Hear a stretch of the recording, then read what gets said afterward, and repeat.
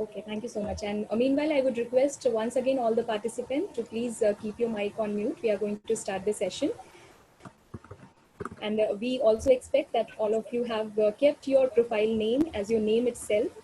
Nothing else should be visible. That of difficulty lies opportunity. Albert Einstein. Good morning all. I am Artna Kumari, Assistant Professor at GL Bajaj Institute of Management and Research.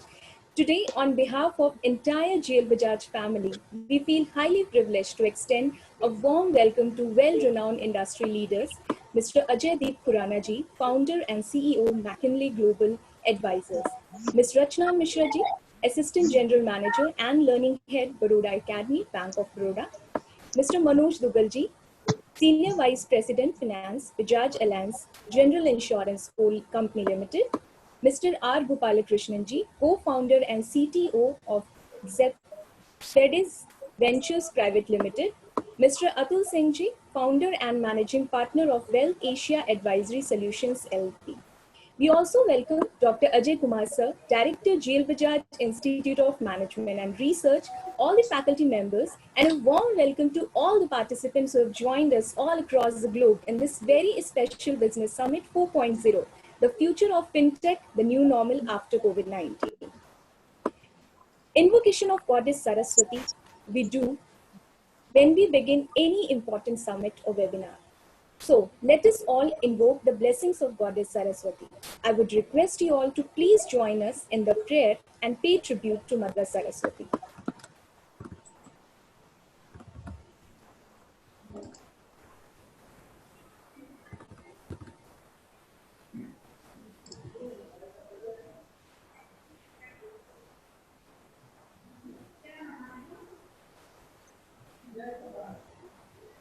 The Vandana. Professor Saurabh, I think the audio needs to be switched on. Ma'am, it was done. Oh, it is not audible. Music is not audible. Just a minute.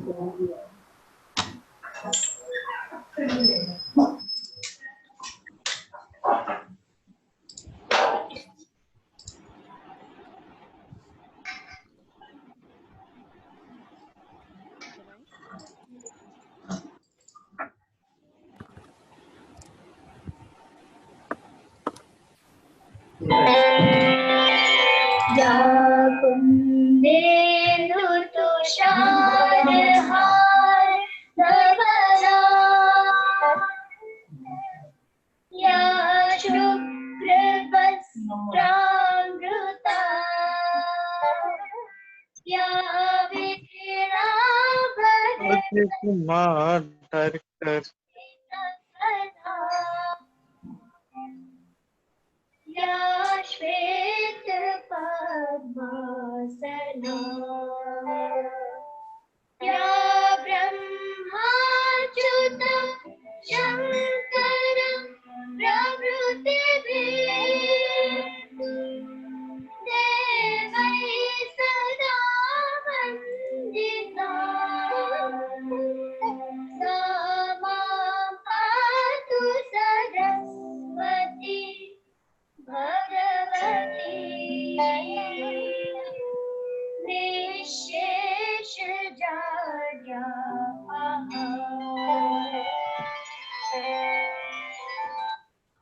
Thank you all. May the divine grace of God be with us today and always.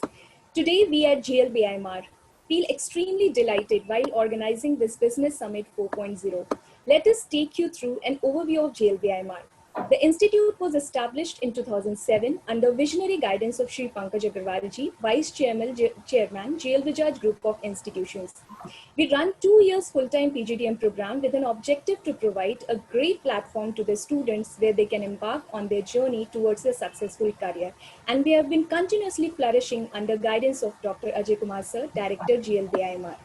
The very objectives of today's virtual business summit is to get insights of our expert speakers on factors driving progression of digital financial inclusion in India, e-payments upsurge and digital lending during COVID and future opportunity, future of contactless financial transactions in India, response of BFSI towards changing security norms, artificial intelligence, machine learning, and analytical capability to adjust with changing consumer behavior. So we really look forward to understand these pertinent areas with experts view today.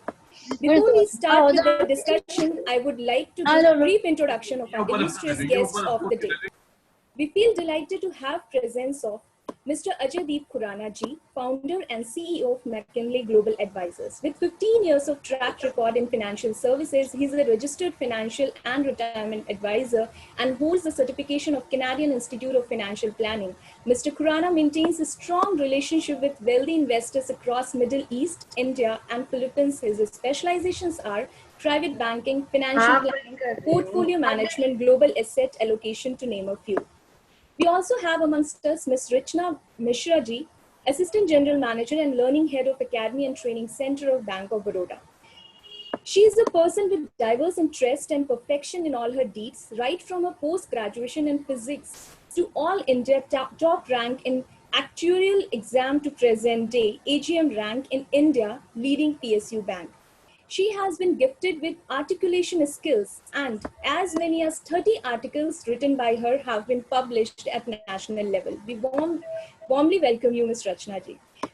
We also have amongst us Mr. Manoj Duggal ji, Senior Vice President Finance.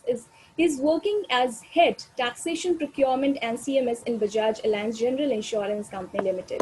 He is a Chartered Accountant from ICAI, Fellow in General Insurance from Insurance Institute of India and PGDBM from SCDL. He has 17 years of finance experience in general insurance industry with Bajaj Allianz General Insurance. During his tenure, in addition to taxation, procurement, he has contributed in other fields of finance, GST implementation of innovation technology. A very warm welcome, sir. We also have amongst us Mr. R. Gopal Krishnan ji, co-founder and CTO, Spedis Ventures Private Limited. With 20 years of experience in information technology across Teradata, IBM, and Bharti Airtel, he has been managing customers in India and Southeast Asia across telecom, banking, and government. Very warm welcome, sir. We have also been joined by Mr. Atul Singh ji. Atul Singh ji is founder and managing partner of Wealth Asia Advisory Solutions LLP. He has 19 years of experience in equity and debt market. He has also worked as former Vice President, Religare Securities Limited and AVP India Infoline Limited. Mr. Atul is Master in Economics from Lucknow University and PGT IB from IIFT. He has deep interest in technology, efficient investment, operation, and wealth creation in new information age. A very warm welcome, Atulji, and all the eminent guests who have joined us today. I would now like to introduce our adored and venerated Ajay Sir, Dr. Ajay Kumar Sir, Director, GL Bajaj Institute of Management and Research. Having spent 33 years of experience in academics, research, training, and consultancy, Sir has been at the director position in many institutions such as ITS, Asian School of Media Studies, International Chamber of Media and Entertainment Industries, BLS Institute of Technology and Management, and many more. He also worked as deputy manager in Wellcome Drugs, California, US, and has been honorary member of Cambridge Who is Who. I would now like to invite Dr. Ajay Kumar Sir for the welcome address. Please, sir. A very good morning to all the esteemed guests, faculty members, and participants. I would like to welcome Mr. Ajaydeep Khurana, Ms. Rachna Mishra, Mr. Manoj Duggal, Mr. Al Gopal Krishnan, and Mr. Atul Singh for this business summit, where they are going to deliberate on the future of fintech, the new normal after the COVID-19. I believe that the subject is pertinent for all the participants, and discussion will definitely bring forth new lights on fintech opportunities as well as challenges. All of us are aware of the COVID-19 situation, and the crisis has put the entire banking ecosystem under stress. With the need for personalized digital solutions, a strong capital foundation, and visionary leadership being important than ever. There will be winners and losers among both legacy banking organizations and fintech firms. It's very difficult and challenging question also to know or acknowledge which fintech firms are the best positioned in the post-COVID-19 era. While a great deal of attention has been given to the impact of COVID-19 on traditional banking institutions, there is also a significant impact being felt in the fintech marketplace. This is best evidenced by the slowdowns in funding, drop in establishment of new fintech firms, and the reduced revenues of most organizations already in the business. In many ways, fintech firms are more vulnerable than their legacy banking counterparts, despite being better positioned for the digital transformation occurring in banking. Unlike traditional banking organizations, the majority of the fintech firms have been in existence less than a decade, with few showing operational profitability. In most cases, fintech firms have relied on investor funding, which is far from guaranteed in the near or immediate future, especially as revenues have dropped since the pandemic. Making matters worse, very few startup fintech firms have much cash on hand, and even fewer have lines of credit. A recent survey of more than 1,000 tech startup, not just fintech firms, across the globe by Genome found that more than 40% didn't have enough capital to survive post-June, with about 2/3 of these firms not having enough capital to survive past September. The outlook for some of product categories are the same for both traditional banks as well as fintech, but the smaller non-traditional firms will have as much capital to absorb the negative financial forces. I personally believe that challenges are there and the situation is very alarming for most of the fintech firms. It's a difficult time, but today we have financial experts who can very well throw light on the opportunities, future, and prospects of fintech firms post-COVID-19. I believe that today we will definitely throw new lights on the subject and will enlighten all the participants about the challenges being faced by fintech firms and even about the future of those who have been in despair and probably in lost environment, whether to have future at all or they will be able to sustain through all these negativities. With these words, I would like to ask the faculty member to proceed with this session. Thank you very much. Thank you so much, sir, for highlighting so many pertinent issues. And yes, the challenges are there for fintech firms, but here we'll have some brainstorming and we'll understand what all scope is there to cope up with such challenges. Thank you so much, sir, for your valuable insights. So before we start with the expert talk, would like to inform you all that we have been joined by more than 200 participants from all around the globe. And once the speakers are over with their talk, attendees may keep writing their questions in the chat box along with the name of the panelist whom they want to ask a question. And at the last and during the Q&A session, I would take all the questions and we'll have the healthy discussion on those questions. One more important point regarding the feedback form, all participants are hereby informed that we'll share a feedback link in the chat box at the end of the session. Please fill that to receive your e-certificate in your mailbox and be with us throughout the session. And we definitely expect that we are definitely going to have another healthy discussion during this Business Summit 4.0. Now moving forward to start with the discussion, I would like to first invite Ms. Rachna Mishra ji to please start her speech. Thank you. Topic is very interesting, and first of all, Khush morning to all of you. It's a tradition that we welcome everyone with Khush morning. So every morning should be Khush. So we Khush morning to all of you. Definitely. Yeah. At the outset, I convey my thanks to GL Bajaj Institute for giving me an opportunity to connect to so many young and energetic minds on the topic, the future of fintech, the new normal after COVID-19, which is very relevant in today's scenario. Even if we are ready to fight the virus with vaccine or medication, but recurrence of any other virus in future cannot be denied. So we will have to relook at our business and be ready with business continuity plan if any emergency arises, so that we can face that situation. And I believe fintech is that tool which can be used for the purpose. As I'm a banker, so when I'm going to talk about fintech, I will try to make you understand how fintech is related to banking. And particularly as I'm from Bank of Baroda, I will share how Bank of Baroda is doing on this front, and how young minds present here can do more wonders when they choose banking as a career. Amidst COVID-19, everyone expects banking to be professional, efficiently digital. And after COVID, we are going to work in a phygital environment. What is phygital? That is physical and digital. So we will have to keep a balance between this physical and digital environment, so that we can derive maximum value for our organization. And I trust technology is going to be a game changer, and it will be force multiplier in coming days. So technology is going to play a very vital role. And when I start my presentation, it is divided into 3 parts. First is evolution of fintech revolution.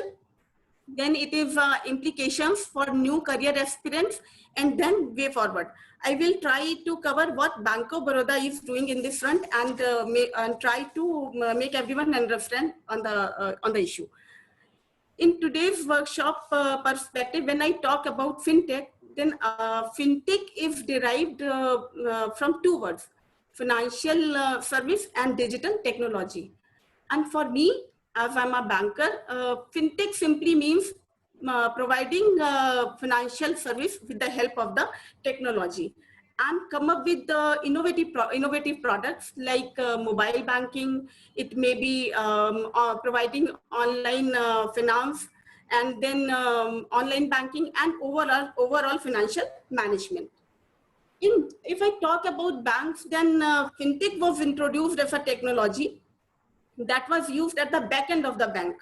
But now this definition has changed significantly, and now it includes number of applications that are consumer based. The fintech for banking have impacted numerous applications and revolutionized the way the consumers access their finance. The impact of fintech ranges from mobile payment apps, loans, investment to insurance.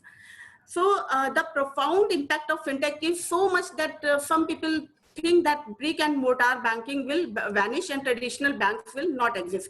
But this is not the case, which I will try to make you understand. In today's digital era, when our customers are like that, they don't want to come to branch to get their work done. They want that they should be in home, and banking should reach their home, and quick and easy solutions, and which are safe also, should be provided to them. And that is the reason fintech is gaining popularity and causing disruption in the banking and the financial service.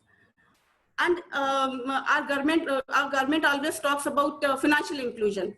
So if we want to do financial inclusion, for that also, I believe fintech is the tool, because of its low cost and far-reaching capacity. Actually, though with the advent of technology, banking has changed a lot, but still definition of banking is same. That is accepting deposit for the purpose of lending and investment. But you can add on more innovations to it when you join banking as a career. Now I will share some simple examples of fintech in banking, which we see around us, but we don't pay attention that these are fintech in applications. So just let me share my presentation. Just wait for 1 minute. Perfect.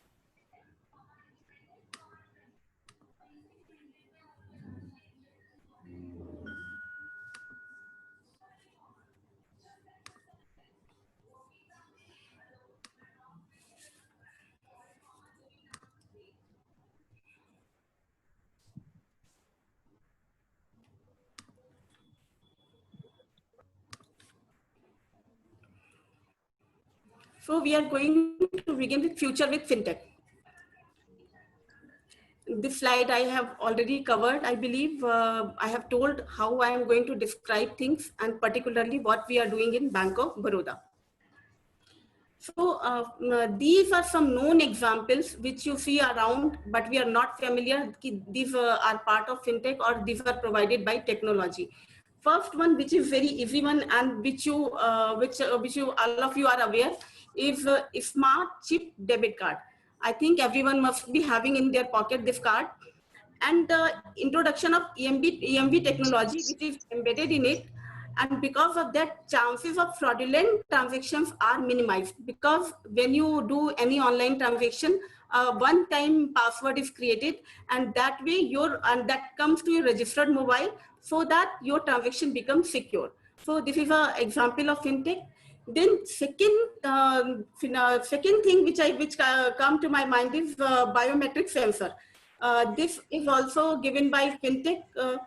And here you see in biometric sensor, your palm can be read, your fingerprint can be taken, and your iris can be scanned. That way you need not to carry a card in your pocket, and you don't need to remember your password. So this makes you free. So that is again a fintech initiative, whether it is a smart card, whether it is biometric sensor. Again, e-wallet. I come to e-wallet because everyone is aware of e-wallet, and everyone is having a smart mobile, and their e-wallet is in some or other form. Somebody is using Google Pay, someone is using Samsung Pay. There are many other Android Pay. There are many e-wallets, Paytm are present there. So thanks to demonetization, because which I think usage has increased a lot. And again, thanks to Corona. I should not thank to Corona, but because of Corona, nobody wants to touch the currency. And so online transaction is the way, and for that e-wallet is very useful, and people are using it a lot. And it is not only simple transaction, they are providing plethora of services. So e-wallet is again a fintech initiative.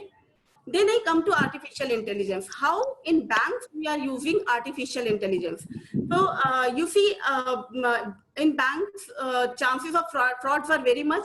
We do KYC, we know who is our customer. If still money laundering happens in banks. So artificial intelligence is the tool. If we use that tool, we can minimize such things. Like how it happens, they generate alert. So when they generate alert, suppose you are having an account in bank, and you keep a deposit of 1,000 or 5,000 rupees, and suddenly 50 lakh rupees are deposited in your account. So if you do it manually, you cannot know what type of transactions are taking on in your account. But because of artificial intelligence, their alert will be generated, and then again it is up to official. Manually they will have to see whether this is a genuine transaction or it is a fraudulent one. So again, this has been given by fintech to us. And then I come to two beautiful examples of fintech. One is chatbot. If I talk about chatbot, these are simply bits of software. They interact with the customer, and with the help of machine learning and artificial intelligence, they interact and they resolve query of the customer. So if you have read, the Bank of America is using Erica for the investment purpose. And one bank from Japan, I believe, they are using it to get information, provide information to their customer from their website. And Bank of Baroda is the pioneer bank who is also using this chatbot, and it is named as Brainy. If you search in Google, and you will find Brainy, what it can do, how it interacts with the customer, how it guides to the customer, and video is also available on the Google. You can watch those videos how Brainy works in Bank of Baroda. And another example is mobile banking. Mobile banking, with the advent of smartphone, I believe everyone is using mobile banking. And if I talk about Bank of Baroda's mobile banking, then we are having a app, mConnect Plus. And that is the best one among industries, because of it has number of features. You can do a financial transaction as well as you can do non-financial transaction.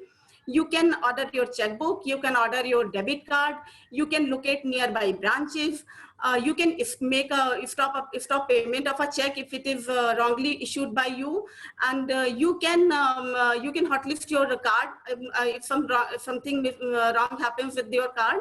So that way, number of options are there. Even if you make a transaction through mConnect Plus, then you can tag your transaction. That is also a facility given in app, so that you can know whether money has been spent on travel, on education, on health, or food. That way you can know in a full year how much money you have spent on traveling, how much money you have spent on food. That way subcategories are there. So it is a beautiful app, and in one app you can have all your accounts there. So mConnect Plus is doing, many people in Bank of Baroda and their customers are using and appreciating the app. Now I come with more examples. एक minute दाঁড়াও। This is a problem with virtual platform. Okay, no problem. We also have same problem when we take class in our bank. So please keep your mic in muted position. So if I talk about mobile apps being used in bank, so you see the picture is very clear. Baroda mConnect Plus, which I have told you already that what features it is having. Then there is Baroda mInvest. It is again a very beautiful app. It is your wealth manager, your relationship manager in virtual form. And it advises you where to invest, how much you can invest according to your age, how much risk you can take, what should be your debt portfolio, what should be your equity portfolio, and if you are going to invest, how much risk you are going to incur. So that way, this is your friend, your guide, Baroda mInvest. Then I come to another app which our bank is having, that is Baroda mPassbook. And the specialty of this app is that in Baroda mConnect Plus, you can have only 10 transactions, past transactions. But in Baroda mPassbook, this is available in 8 languages. You can see transactions done during the 12 months. So for 1 year, you will have all the transactions of your account. And again, Dr. Rifat, can I request you to please mute your mic, please? And again, here is a facility that you can tag a transaction. Sometimes for a particular transaction, you want to see that transaction in future. Then sometimes it becomes very difficult to locate that transaction. So you can tag that transaction, and with whatever word you have tagged it, you can search it again in future. So that is Baroda mPassbook. Then Bhim Baroda Pay, UPI based payment system. And beauty of this app is that in other apps, that is Baroda mConnect Plus, you will have to tell your account number, your bank's IFSC code when any money is to be transferred. But in Bhim Baroda Pay, you can create your virtual payment address. So one thing is very good, that you need not to tell your account details to anyone, and only through virtual payment address you can push money, you can pull money, and there are 4 types of transactions you can do. One beautiful thing is that you can turn yourself into a merchant. So a QR code will be created, and through QR code only your money will be transferred. So this is again a very peculiar feature of Bhim Baroda Pay. And 4 types of transfer you can do by telling your account number, IFSC code, one, then through QR code, then through virtual payment address, or otherwise you can tell your mobile number and MMID, any mobile money identifier, and that way you can transfer money, you can push money, you can pull money. And again, one thing is special, not only Bank of Baroda's account, but other banks' account can also be linked to Bhim Baroda Pay, depending your mobile number is registered with in that account. So that is about mobile apps. And Baroda mConnect Plus, one feature I should tell you, that suppose you're not having a card and you're moving in a market and you want to withdraw money, then what you will do, because you're not having card. So simply if you are having Baroda mConnect Plus app, then you can utilize facility cash on mobile. That way an OTP will be generated, and by punching that OTP in ATM machine, you can withdraw money. So that is about mobile apps. There are other apps also, but these are... Excuse me, Rachna ma'am, we would like you to wrap up in 2 minutes. I humbly request you. Okay. Yeah, because we have other speakers as well. Okay, then like phone banking, you know, everyone knows about phone banking. Then missed call facilities there, so you can find that your account statement you can get. Then digital banking, I think you can read it very easily. Travel Easy card, there are card. Then Travel Easy card. If you go abroad, then you can use Travel Easy card. If you use digital banking, then there is online banking. Online banking account opening kiosk. इसके अलावा there are multifunction kiosk where you can deposit your check without going to bank. And then self-service passbook printers are there, so that simply you put your passbook and there is a magnetic strip and your passbook is printed. So that was about this. And this slide is again very important. You see more than 25 plus partnerships Bank of Baroda is having in field of fintech. PSB loan in 59 minutes, where this is a virtual platform where borrower goes and just by feeding its documents, and this platform is integrated with other platforms, so that if he feeds details, that those details are validated and your loan is sanctioned. In principle, sanction is given just in 59 minutes. So that is again digital lending we are doing.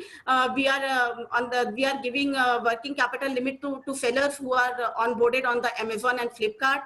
Then through Credit Mantri, we are having tie-up and we are doing, they are providing us risk score of the customer, and we are able to know how much to give loan and what should be spread.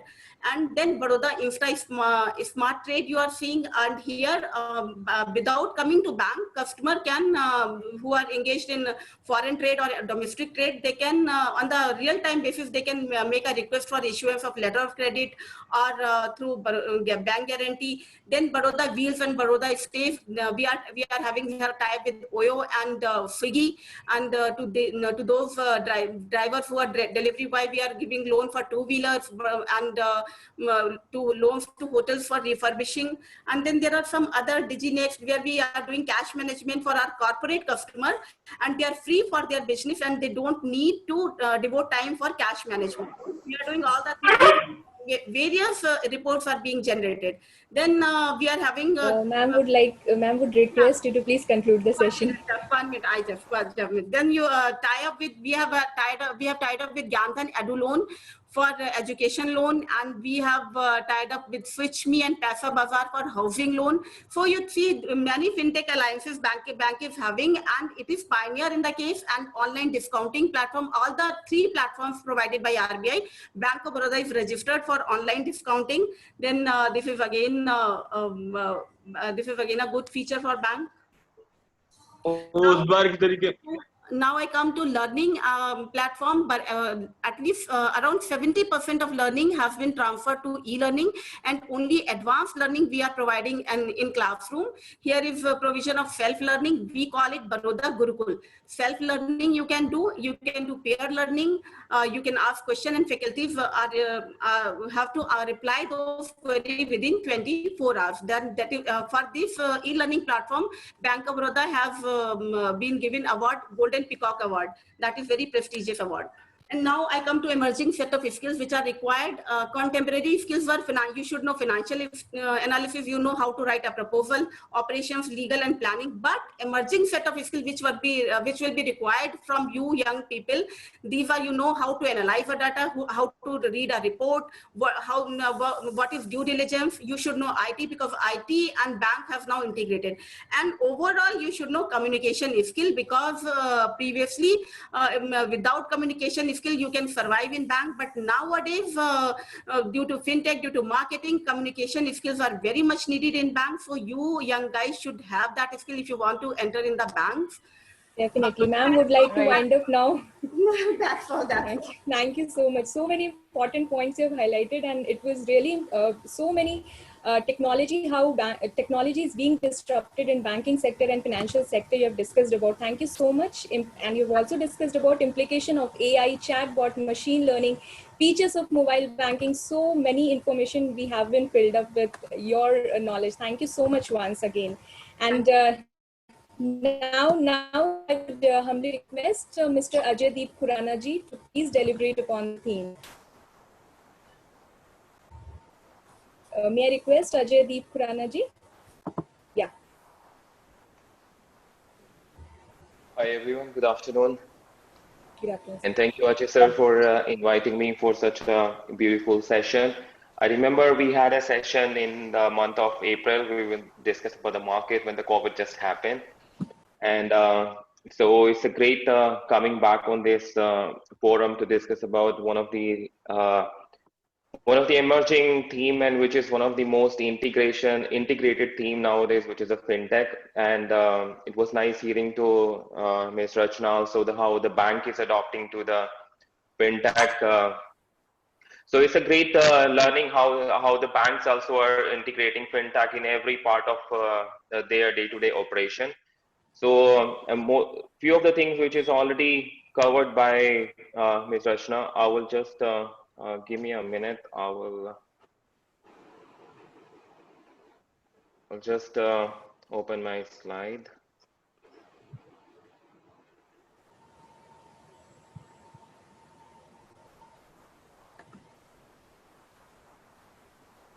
The topic everyone already discussed about. Yeah, I think it's all good now. So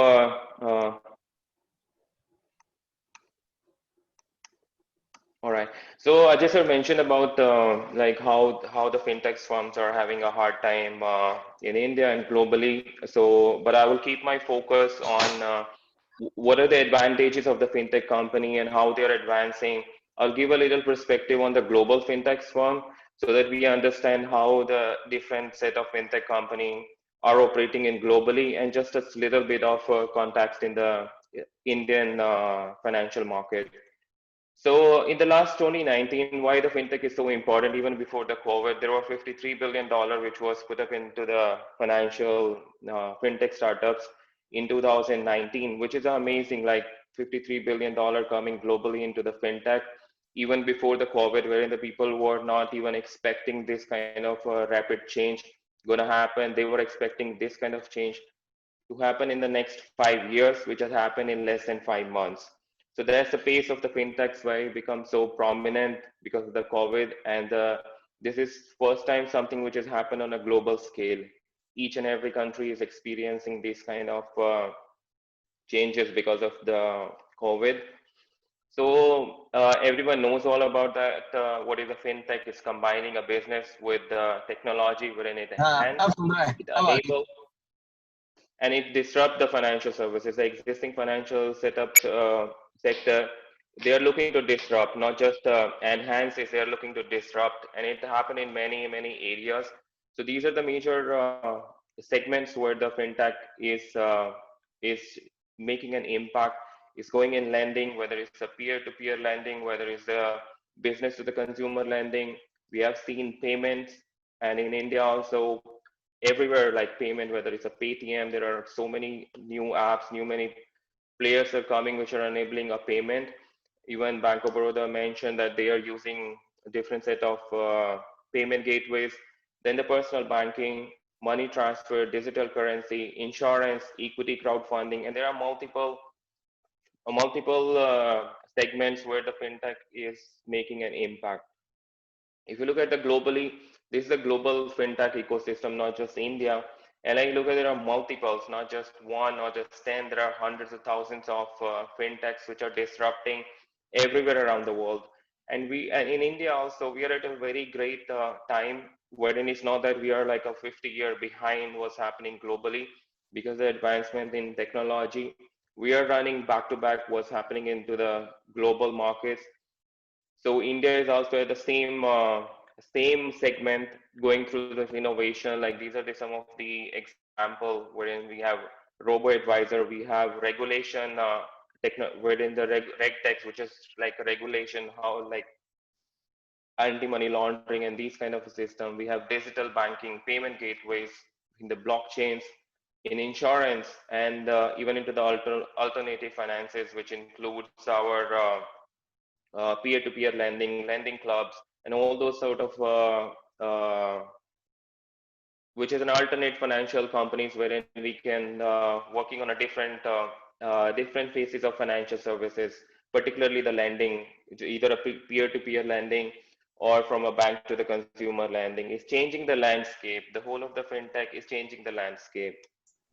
I'll just give you guys few examples like what's happening into the global market. I identified a couple of 5 to 6 different startups into the financial segment, like how they are changing the way we do business. So just a minute. So is this one of the example of Daisy? This is an Australian startup. What is it doing is in terms of the regulation. So how things are changing and how fast the things are changing with the use of the artificial intelligence and the machine learning. So what this startup really do, when the conversation is going on between a business and a customer, for example, the customer gave a call to the bank, that time this startup is already analyzing the data. It's analyzing the voice at a different level. It's used that artificial intelligence and the machine learning, and then combine it and is scoring the call. While the call is going on at the same time, is scoring the call and then flagging. Even just by the conversation, it can flag it whether it's a high risk customer or whether they should be able to get so whether they in the future, whether the bank or the financial institution should be dealing with these kind of customer.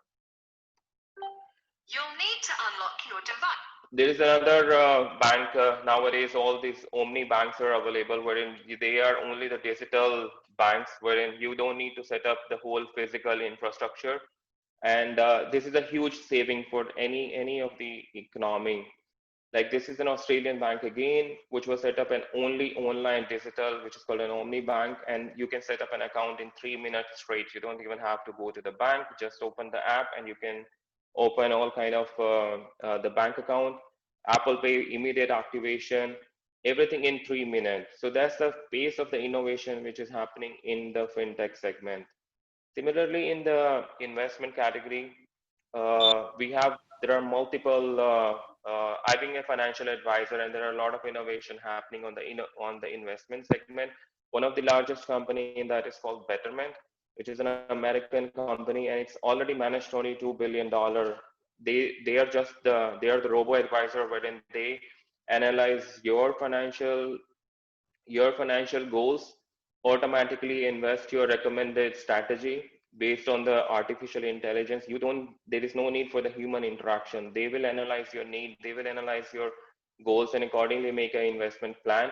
And that investment plan, you can immediately invest through a mobile app.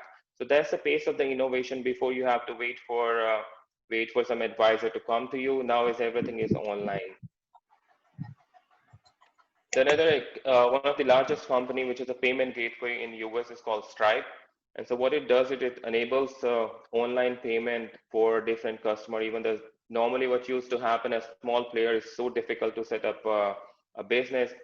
So why I'm showing you this one, that what is the future of this fintech company and how they can grow and how much they can grow. Like I just gave you an example of a Betterment, which is an asset manager. They're managing $22 billion just from having an online app, and everything is like without any human interaction. The Stripe, which provides a payment gateway, is worth $35 billion. And what this does is that these kind of fintech companies are launching their own credit card. So what does it do is they provide their own corporate credit card, and you don't even have to pay. So what does it happen? When the money comes from your, whenever you get the payment, so that this particular company just take out your money from the next payment which is coming. So you don't have to pay those loans. It's an automatic loan and automatic payment. Another bank, which is Chime, is worth $5.8 billion in US. It's again a neobank. Again, no physical presence, no fee account, no minimum balance required. Mobile only. With an app, you get a debit card. And also what does it do is, for example, you spend $3.5 on a coffee. So what does it do is round up to say $4 and take out 50 cents and put it into your saving account. So automatically you're using your bank account, at the same time the money is going in a saving account also. So that's the power of fintech, how things are changing. Before you have to have those kind of passbook and stuff like that. Now anything can be done online, and your savings are also automated. Your investment is also automated. One of the biggest company which is making waves globally is called Robinhood in US. It's a discount broker. It started as a commission-free trading. Still, it's worth $8 billion now, $8 billion as of today.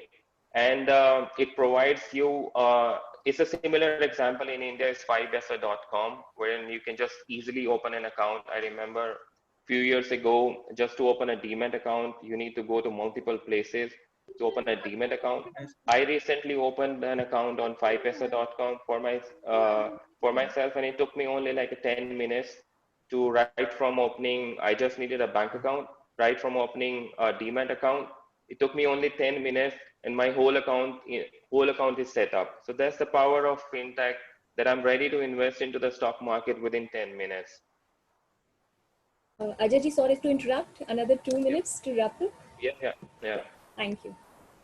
So similarly, Ethos is another insurance company. So what does it do? Even before you apply for, you can apply online this and everywhere like other insurance companies. So what it does, it uses a predictive technology wherein it verifies the data automatically in the backend with your medical history, with your pharmacy record, and automatically without a medical proof, this can give you a quote within 10 minutes and you can buy an insurance within 10 minutes. So that's the power of fintech, so simplified process.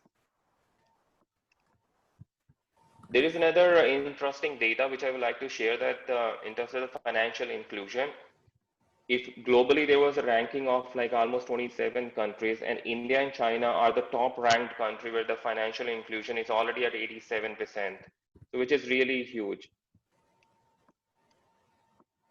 And these are few of the fintech company which everyone is using nowadays in India, like a Razorpay for the payment gateways, InstaPay, InstaMozo, Paytm. So all of these companies, ClearTax, all of these companies are really doing day-to-day transaction in India, and not just into the major cities, because of the mobile penetration in B class, B cities, C cities. Everywhere, everyone can use and now have a bank account. They can have a online payment. They can do it. They can buy e-commerce. So these are because of the fintech only, we are able to reach into the B cities and the C cities.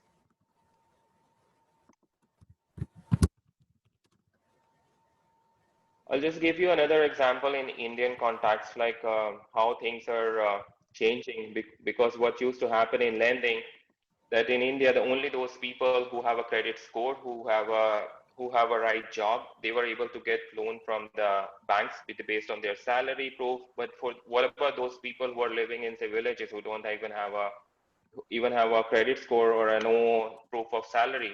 Now, because of these fintechs firm, they're able to get the credit. So one example is the Zest Money in India, wherein what it does, it provide a loan. It provide what is promoting is buy now, pay later, giving them a credit score, giving them a credit. Who doesn't even have a credit card, they can buy things and they can generate their credit score so that it can help them in future, and they can provide them a long-term financial relationship for a longer term, and they can pay by EMI, which was not possible in in a lot of the India's rural population, which was untouched.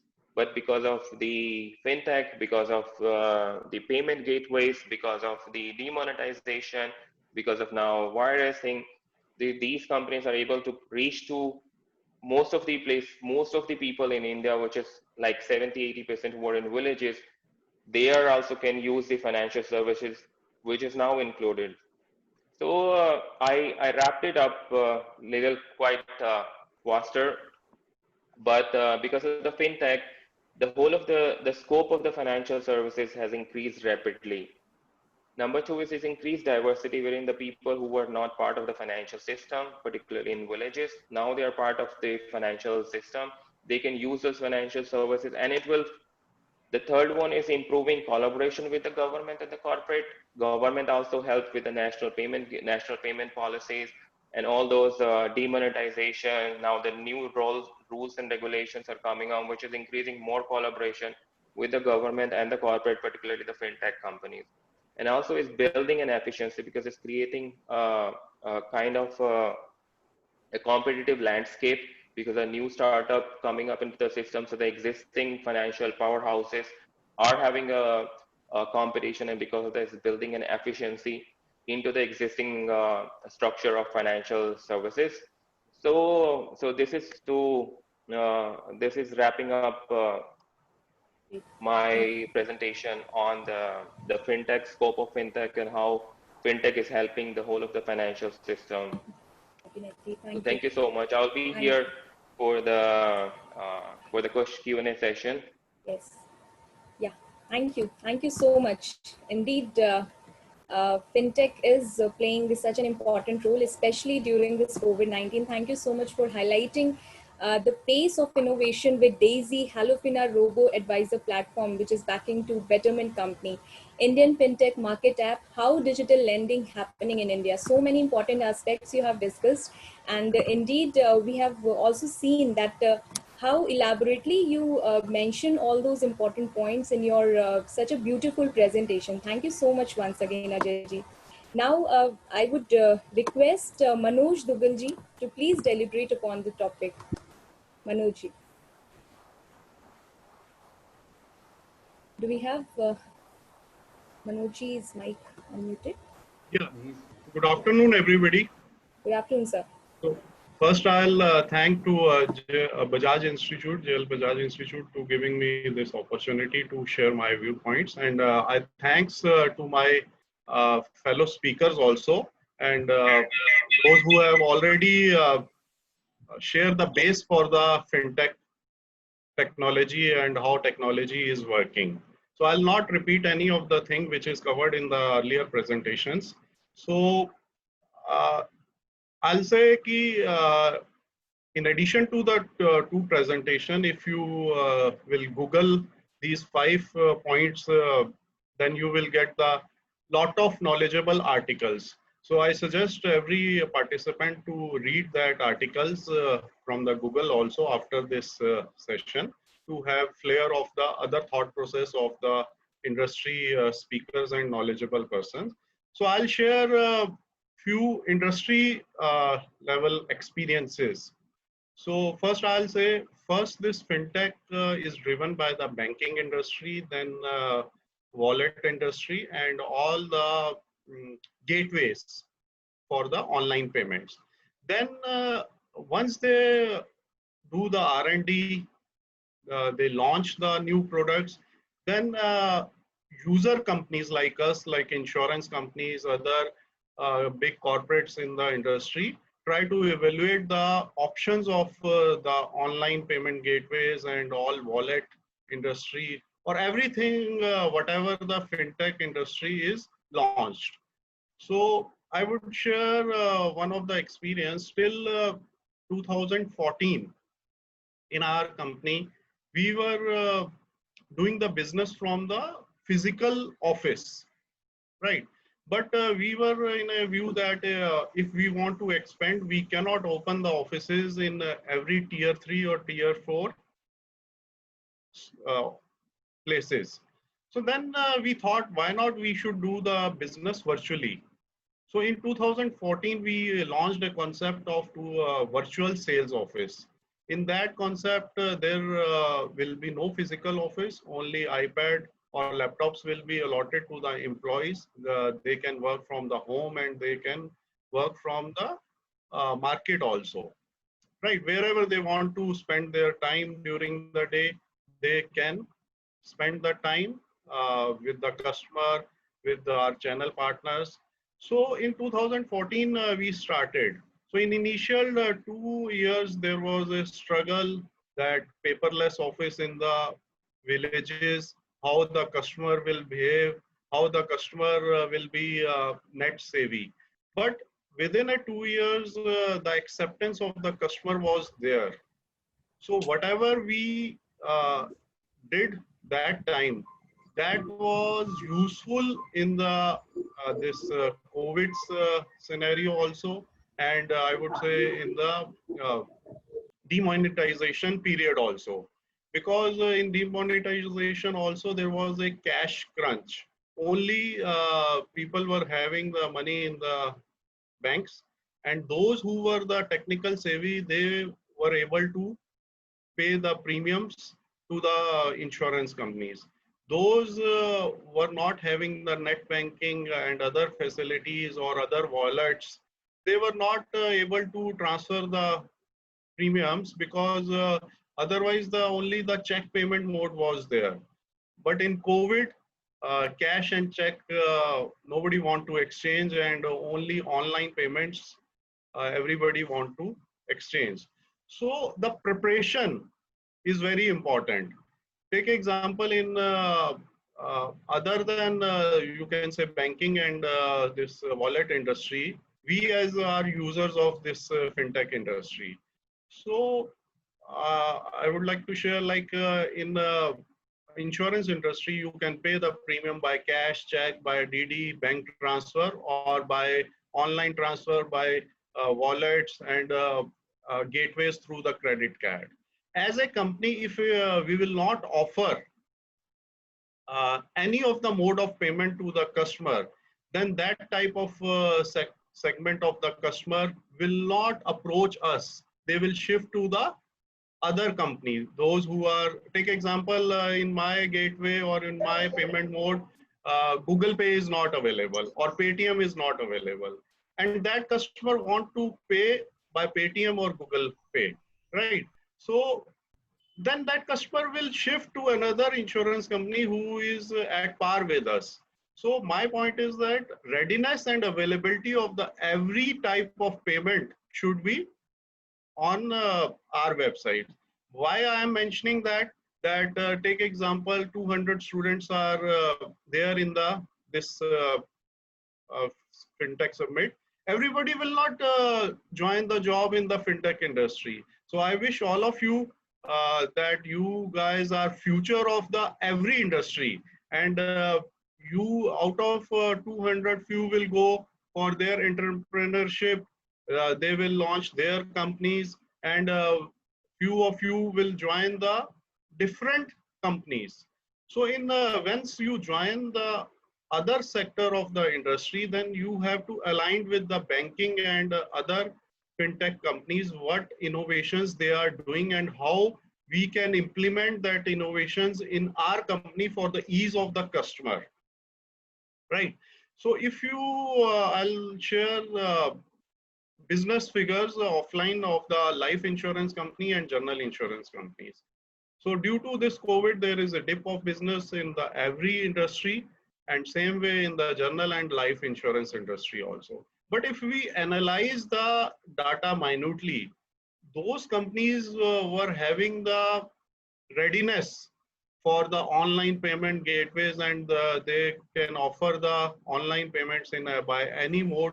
Their business was not as deep as compared to those companies who were not having the readiness of the online payments. So basically at a corporate level, we have to invest the money for R&D also. Take example, due to COVID, lot of this pharma industries in globally investing the money on the R&D for the vaccine of the COVID.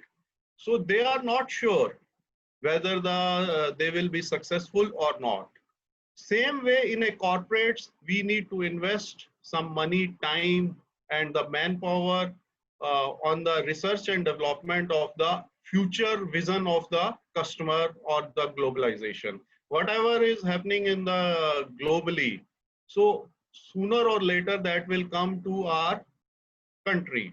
Take example of every innovation, maybe 1 year before or 2 years before it came to India, that was adopted by any of the other country.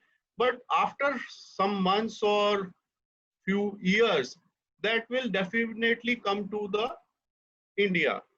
So everything, whatever the innovation is going on in the globally, so that will come to India also, maybe a gap of 1 or 2 months, or maybe a gap of 1 year or 2 years, depend on the innovation.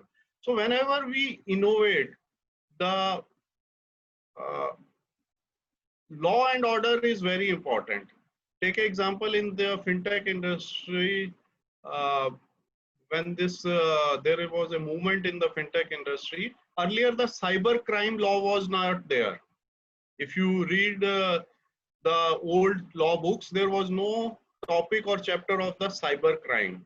But once this online payment or other fintech gateways introduced, then there was a need of that law also. So Indian lawmakers has defined the laws for cyber crime also.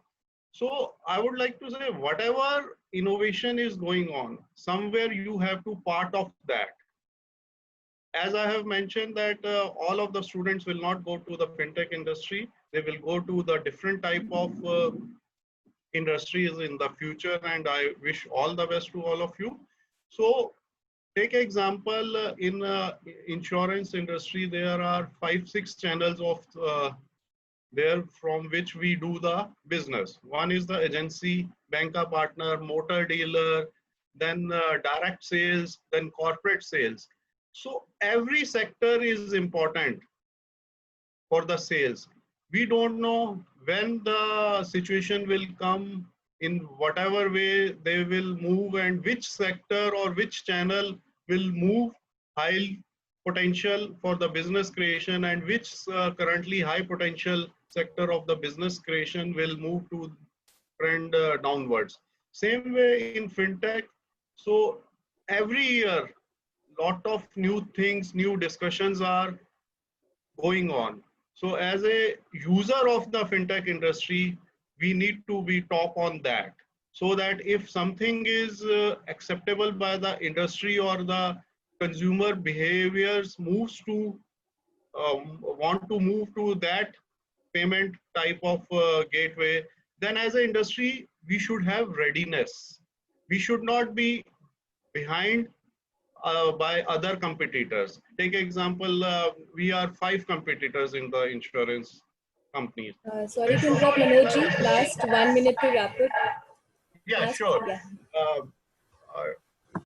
I have experience once you start the first or second as a speaker, you get more time, but once you are in a third or fourth in line, sometimes you get the less time. Thanks.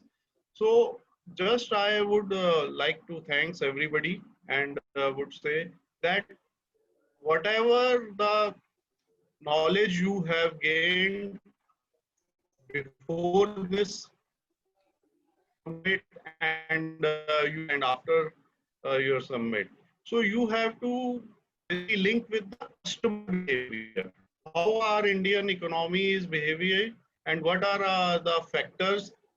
Like we need to give analysis age-wise grouping. So this product will be usable for the bracket of age to take example 20 to 40, 40 to 60, and more than 60. Whether this product will be used by this age bracket or not.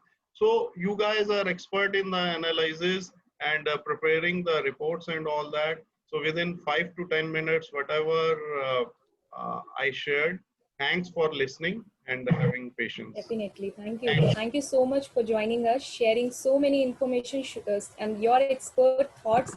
Indeed going to be beneficial to all the participants. Thank you so much for sharing. Yes, we have to be part of fintech ecosystem, either as a creator or user. Yes, we have to be part of this. Thank you so much, sir. Now I would like to invite R. Gopi Krishnan ji to please share his thoughts.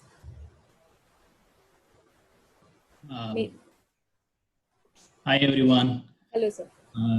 Thank you Ajay ji and thank you Anand ji for inviting me for the session.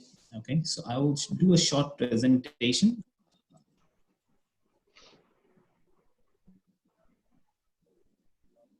Okay. Is my presentation visible? Yeah, it is. Okay, thank you. Awesome. So I would like to take it forward from where Ajay has left, and a lot of what has gone through from there. Archana ji spoke about fintech products. Ajay Khurana ji also added a lot of different products internationally. I am one of those guys who actually is having a fintech in India. Okay, so I will share my thoughts on the part and this, what we do and stuff like that. But having said that, I'm a technology guy, so I might be driven more from the technology side. Okay, I hope that's okay with you guys. So to start with, if you remember the time when, for me as a young kid, okay, I used to have a desktop with 2 MB RAM and hardly 100 MB hard disk. We used to have an internet connectivity of, 8 Kbps. Yeah, okay. So got it right, don't be surprised, 8 Kbps was the speed at that point in time. So nobody used to know who you are. It was a very basic connectivity that you would have, and nobody used to know anything about you. Okay, this is a very beautiful cartoon from 1993. Okay, where it explains nobody used to know who you are, but that's not anymore today. Everybody is aware who is talking to you, who is not talking to you. And also there is so much intelligence being built in the internet and the technology that they know more about you than you yourself. Whether it's a Facebook, LinkedIn, you talk about various different agencies. Okay. So for example, Google says that they don't read emails, but as soon as I send an email about a washing machine, I will see everything related to washing machine on a Google search. Okay, so that's kind of thing which is happening in the industry. Having said that, okay, technology is driving, has changed a lot, has improved a lot, which has also forced changes in the industry. But there are other disruptors which happened in Indian industry as well. Okay, I would like to highlight these because these had impacted very largely for the fintech industry specifically. Maybe it's holistically, but fintech in purpose per se. So Aadhaar is one which happened in last 10 years, which provided a unique identification. We talk about GST. I just put these 2 dates. I think people will recognize these 2 dates. 8th November is the one when we had demonetization. And on 22nd March, of course, our lockdown started because of coronavirus. So all these key factors impacted the Indian industry. So I'm not going to talk about fintech because I think Ajay Khurana ji and Archana ji has very elaborately explained on the fintech part and very beautifully put a lot of good points in there. So what I'm going to do is give you some practical examples using my own organization, explaining what's happening in this space. The space we generally call as a supply chain finance. Now, what is supply chain finance? Let's understand that. Let's take an example of Maruti. Maruti is a car manufacturing company. They have, they buy raw material from the market and then build the car. The people whom they buy raw material from, they are called suppliers. So Maruti will get into an agreement with the supplier saying, I will pay you, I will buy your material and pay you in say 45 days and 60 days period. So what happens in that case is supplier gives the material to the buyer accepts it, and then supplier is waiting for his payment. In the meantime, he has to build the next batch to give to the buyer. Now, getting to the finance part of it. Okay. So for supplier, he needs money to make the next batch. So what will he do? He will go to a bank, he will take a collateral, or he will take a loan from them against an invoice or a purchase order. On the other side, buyer also has a lot of liquid deposits, liquid funds, and deposits that he has in his bank that he hardly gets some returns, or say 5 or 7%.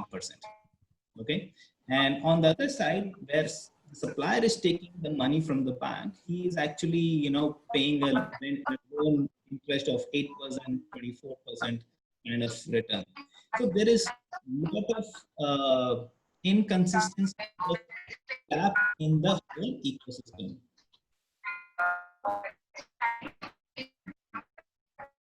Okay. Are you guys able to hear me? Okay. So what happens in this case is there is also a challenge for buyer, because buyer is getting very less return on the money that he is deploying, because he has money which is kept in the bank. Where in this example, Maruti. Okay, and the bank actually has challenges of managing all the different customers who are coming for requests. There's a lot of manual labor that they go through. And then finally, on the supplier side, he also needs to do a lot of documentation, get approvals done. It takes a long, lengthy process, and also pays a lot of interest. So there is an inefficiency in the whole ecosystem that can be easily solved. So I'm going to take through an simple use case. Okay, a simple use case. If I have to put Maruti as an example. Maruti has a lot of suppliers, say 1,000 suppliers, out of which 20% are large suppliers. For example, MRF is also a supplier to Maruti, but itself MRF is a very large company. But then there are very lot of small set of suppliers who say provide nuts and bolts and things like that. So that is like 60% of the whole ecosystem. In any organization, even like companies like Maruti, there are only 4 or 5 different procurement people in the team. Okay, and there are a very small finance team as well. For managing, say 800 or 2,000 suppliers, it's very complicated for them to manage. So what happens is, end of the day, supplier ends up not getting the money in time to build the new stuff, and he gets hassle for his working capital. So in this problem, one of the solutions could be very easy. Okay, buyer has a money in his bank, supplier, his own suppliers needs the money. We provide a digital platform, connect these two people so that the transaction can happen between these two entities without a bank or financer in between. So overall, the transaction will happen very smoothly. There is no documentation required. There is no huge time lag. It's like 30 minutes, you get the money. So that kind of thing happens, plus it's a risk-free investment. So you are paying your own suppliers. So this is a simple example of cash discount, which we call it in industry, which used to happen between banks and stuff with a lot of documentation. So we kind of eased it out with the technology part of it. So a financial problem being solved with technology. Okay, so this is a simple example, simple case study which I have given. So with that, I will close my session. Okay, if you have any more questions, we can connect later on. Okay, over to you. Yeah, thank you. Thank you so much, Gopi Krishnan ji, for such a beautiful PPT and case study indeed. Yeah. So a case on dynamic discounting, such an interesting case, and supply chain finance also we discussed about. Thank you so much for your deliberations. Now may I request Mr. Atul Singh ji to please share your opinion on the topic, sir. Good afternoon, participants, my fellow speakers, ladies and gentlemen. Thank you, Dr. Ajay Kumar, Director, GL Bajaj Institute of Management, for giving me this opportunity to express my view here.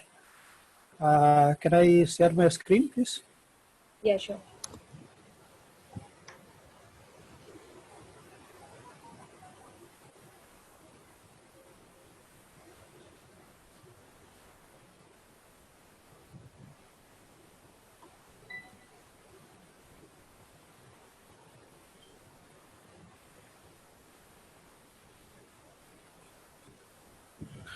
Yeah, my screen is visible. Hello? It's visible, sir. Sir, it is visible. My screen is visible? Yeah. Yeah, yeah. So, Full screen, please. Full screen.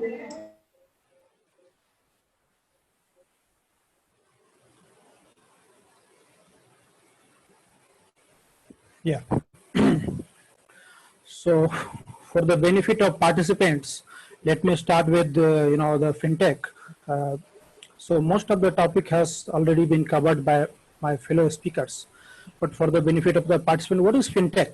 So fintech is basically a technological innovations in financial services to address the issue of the end consumers or the customers. Largely to address the issues in terms of quality, cost, efficiency, and most importantly, customer delight. If we take example of say Paytm, so during this COVID, we have experienced much delight in terms of, as a end user, right? So who are the fintechs? Who can be the fintechs? So the fintechs are financial services company who has implemented technological upgradation or innovations to ease services, or the tech firms, tech company like Facebook, Google, and WhatsApp. They have implemented, the financial services practices, or fintech startups who are focusing on some kind of, niche services, niche kind of, the products or services. So broadly, these are divided into three parts. And this innovation starts, the technological innovation starts and goes to disruption. So once any technological innovation comes, there is disruption, and after disruption there is transformation from from traditional services to the innovative services, and after transformation there is evolution of any product. So in my opinion, this fintech revolution has been in two parts, and phase 1 and phase 2. Phase 1 was way back in 90s itself. So fintech revolution was started in fintech 90s itself. It was started with net banking. Earlier we had traditional banking and it transformed to net banking. And then stock exchange, I would cover stock exchange and the stock market, in details in later part. So the stock exchange, National Stock Exchange in 1994 started screen-based trading. So this was the biggest revolution, technological innovation and fintech revolution in Indian history, right? Then stockbroking. Stockbroking, my friend discussed about 5paisa.com. So there were earlier traditional, the physical settlement and the physical kind of, the stockbroking practices. The stockbrokers were doing, the physical way of trading. Then this stockbroking, 5paisa.com in 2000, I was part of that system that time. Started, innovative online trading with 5paisa.com. So 5paisa was itself the nomenclature to innovate in the market with the lowest brokerage that time offered by. Then regulator part of the innovation in fintech, they implemented technology. Then security depository, NSDL and CDSL came. Then registrar and transfer agent like Carweave, CAMPS in time, they implemented the technological upgradation and implementation to ease customers. And income tax department online portal and the GST portal itself is a fintech revolution. Then nowadays what we are witnessing, fintech revolution, this is in the part 2. We are in the phase 2 of the revolutions. So earlier there were physical, the stockbroking. Then it came to online trading. Now this is mobile trading, and after mobile trading, this is discount broking. In the case of banking, earlier there were traditional kind of the banking, then net banking, and now we are experiencing this mobile banking. So in the case of stockbroking, now everybody has heard about Zerodha or Upstocks. They are offering so innovative the stockbroking services, even 5paisa broking. The seamless kind of the transaction in stockbroking. So I would cover the stockbroking the later part, and digital payment and UPI. Again, this is the part of everybody's life nowadays, and this is again fintech revolution with Paytm.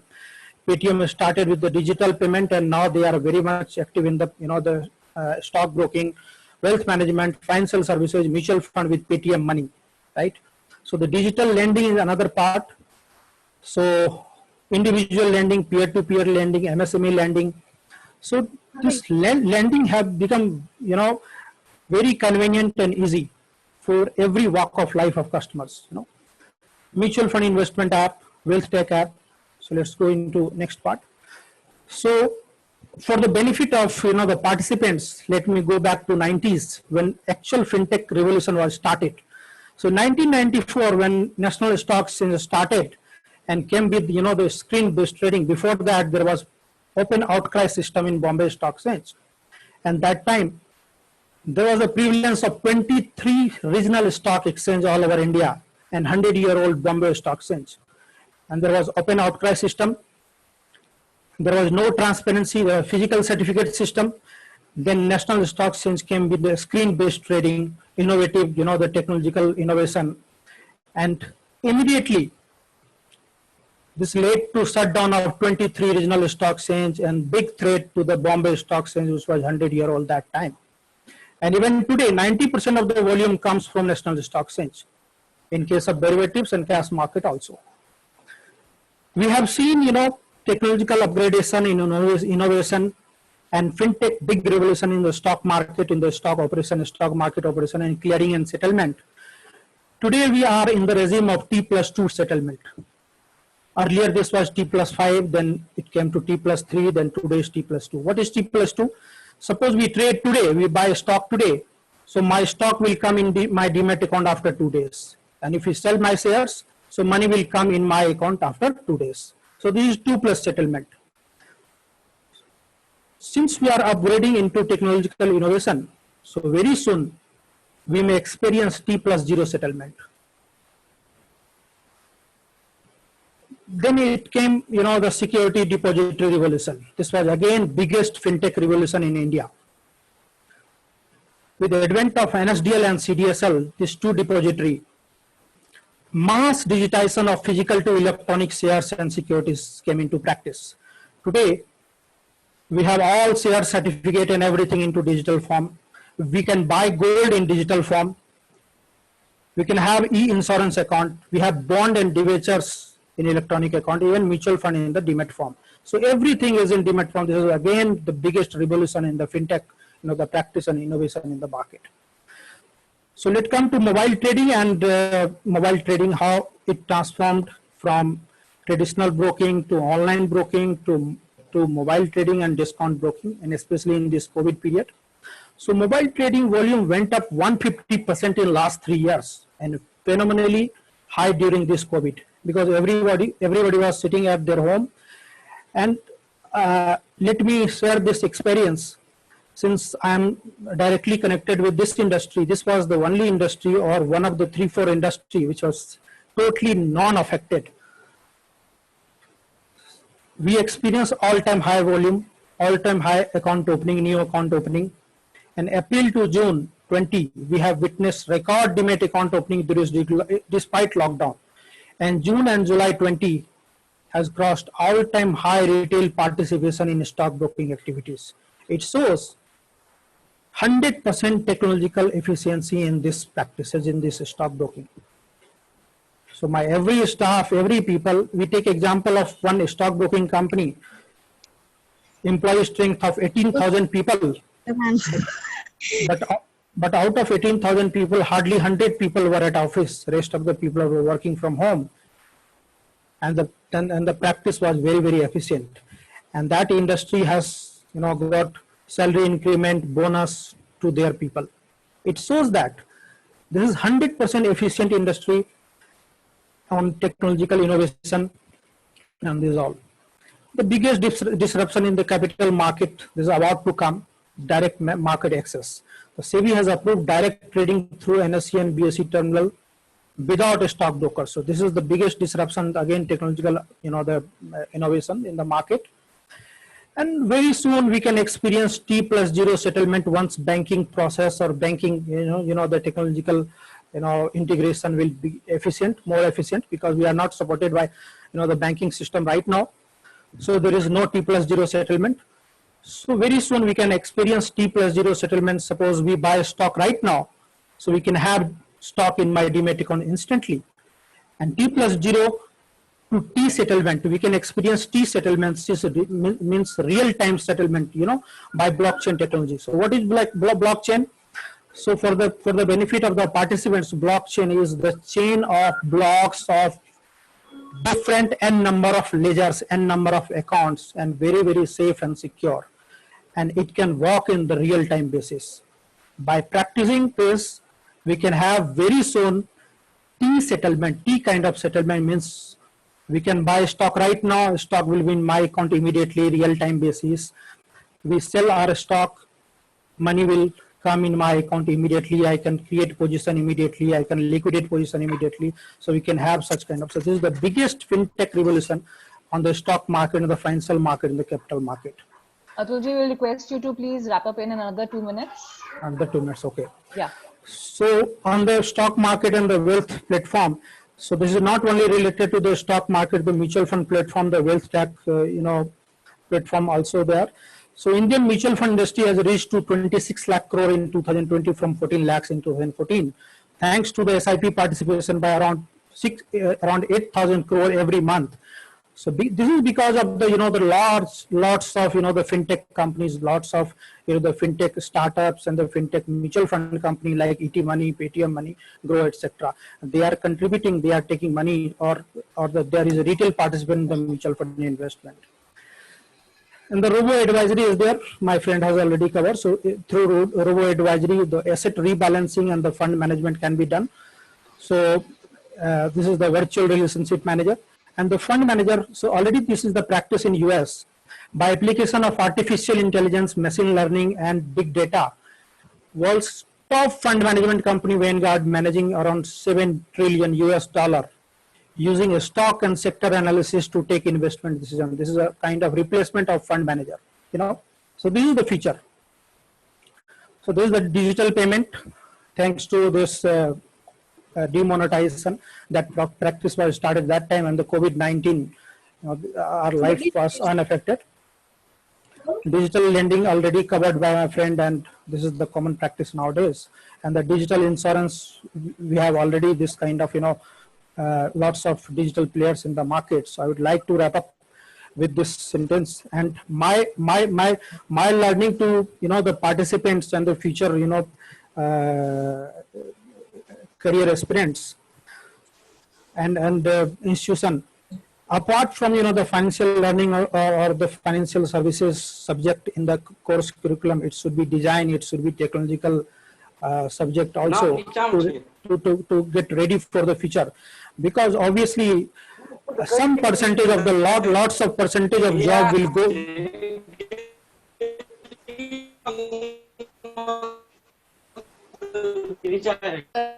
May I request participants to mute yourself? Hello.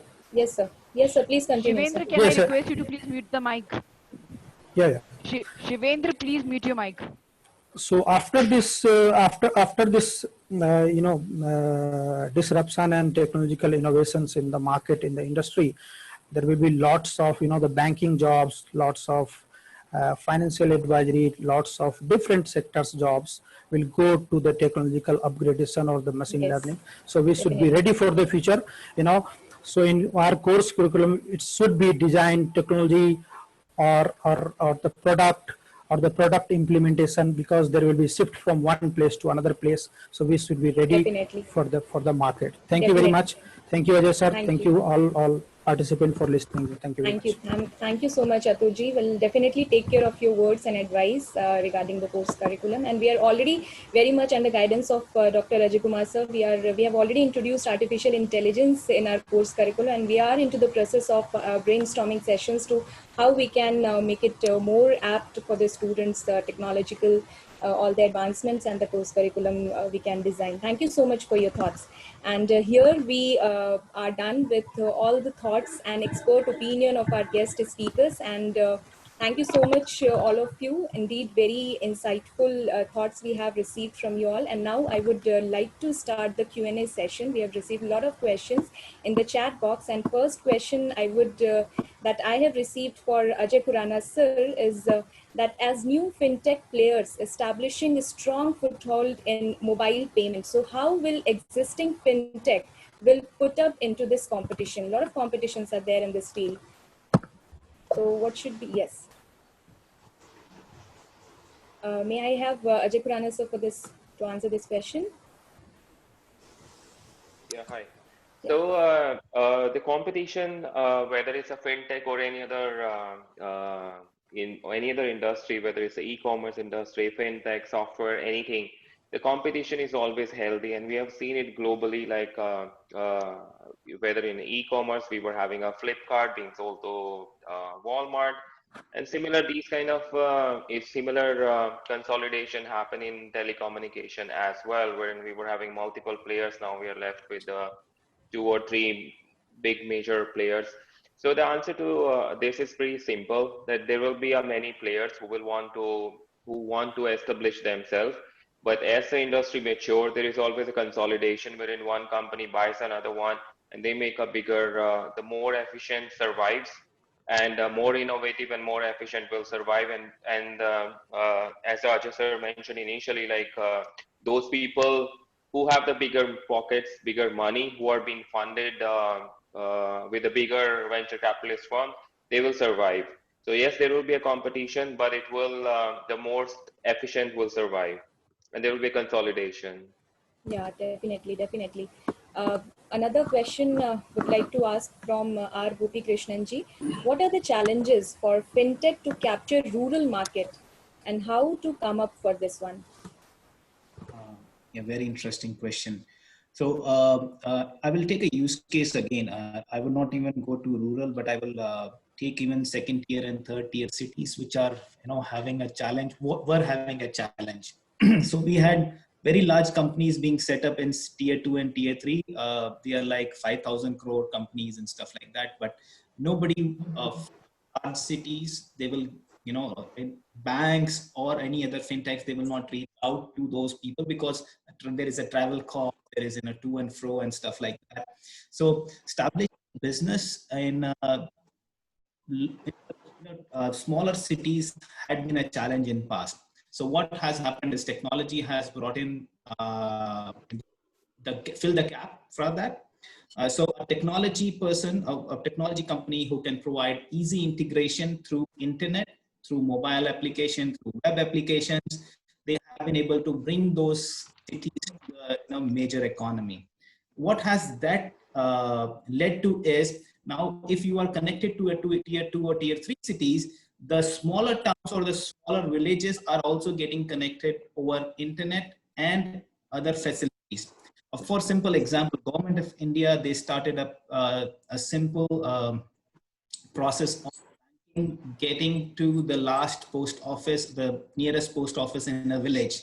So anybody who wants to put money or take money, they don't have to go to the bank. A person will come to their village post office simply by using an Aadhaar or a thumbnail. You can press the button, you can give the money for submitting it, or you can take money out of your bank account very easily. So technology has actually reached a lot than what we used to have earlier. It's available right at the Definitely, yeah. Yes, it's available. We need to recognize and create more awareness. The kind of same question, extension of the same I have received for Manoj sir. In India, financial literacy is very low. How do you think that AI and fintech will be helpful in financial acumen? From Shiv Ranjan, we have received this question. I hope this is clear, sir. Manoj sir. I would like to link this question and answer this question.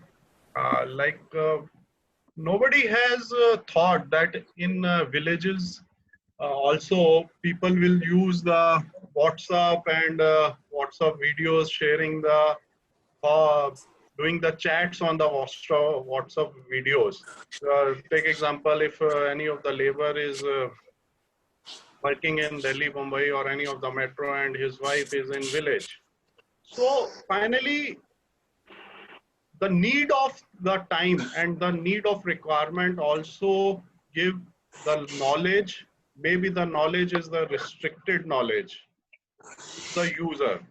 So I agree there is a very less knowledge in the villages, but whatever they want to use, and if that is in a routine, then to that specific knowledge, they will learn and they will adopt the technology. sooner or later. Definitely, yes. Thank you, sir, for taking the question so nicely and elaborating on it. One question would request Rachna ma'am to please answer. How we have seen recently merging of public sector banks. So how merging public sector bank is really going to support Indian economy in long run?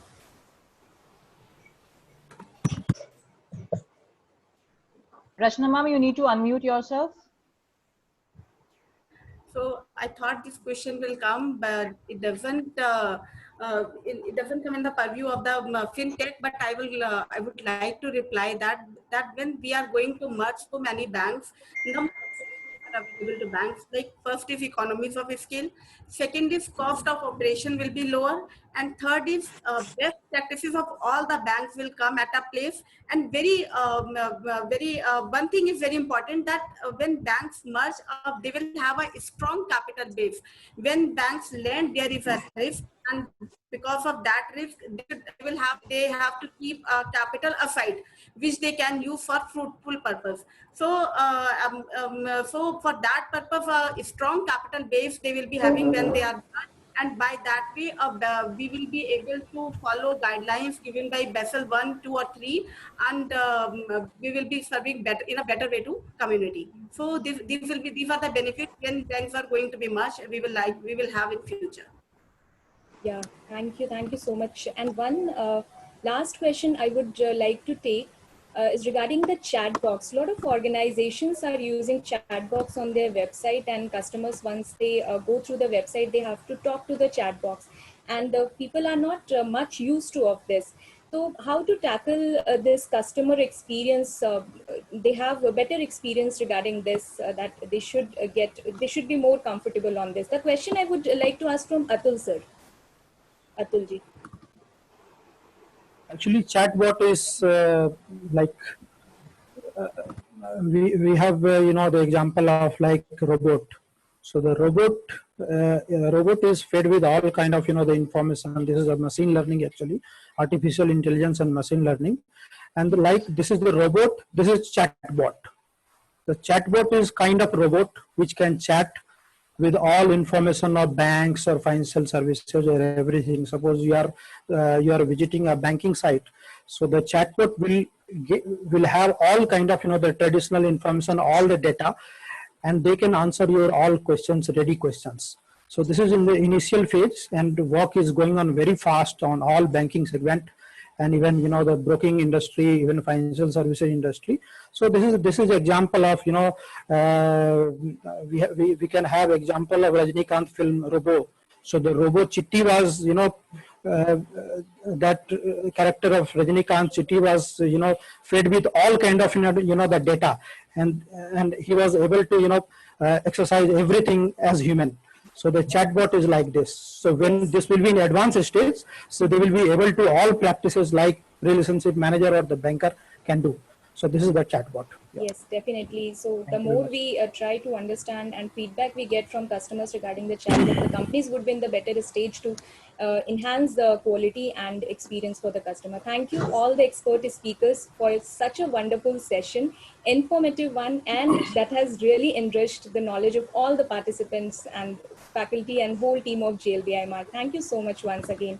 Now, with these thoughts and with these lines, I would request Dr. Ajay Kumar sir to please share his concluding remarks. Please, sir. Wonderful session, I can say, and I believe that all the participants must have gained from the sessions taken by different speakers. More or less, I believe all those highlights which were required to be covered during the session, all those points, they have been fully covered. Yes, challenges remain, difficulties will be there, but naturally, as concluded by many speakers, fintech that is going to survive because of the use of or increase in the use of the technology by the end users as well as by the companies. So congratulations to all the guests for highlighting the key points or required points for the benefit of the participants. Thank you very much. Thank you, sir. Thank you, sir, for your insights.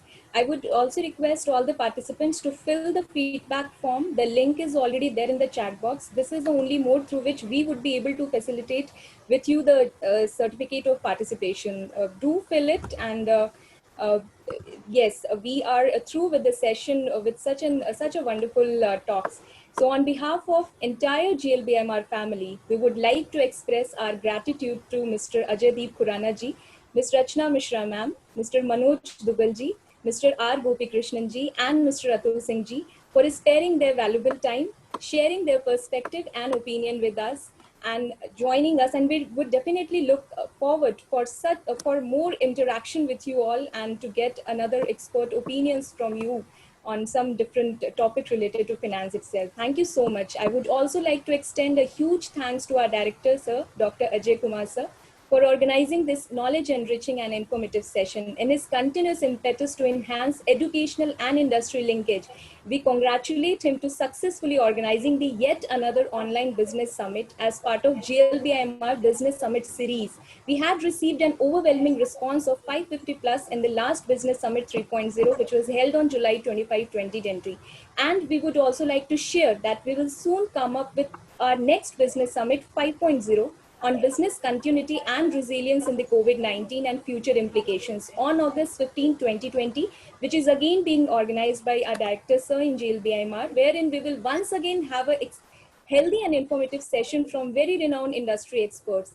So thank you all the participants for being so participative and attentive throughout the session. And we do look forward to connect with you all in the next webinar. Till then, goodbye and best wishes. Bye. Thank you. Thank you.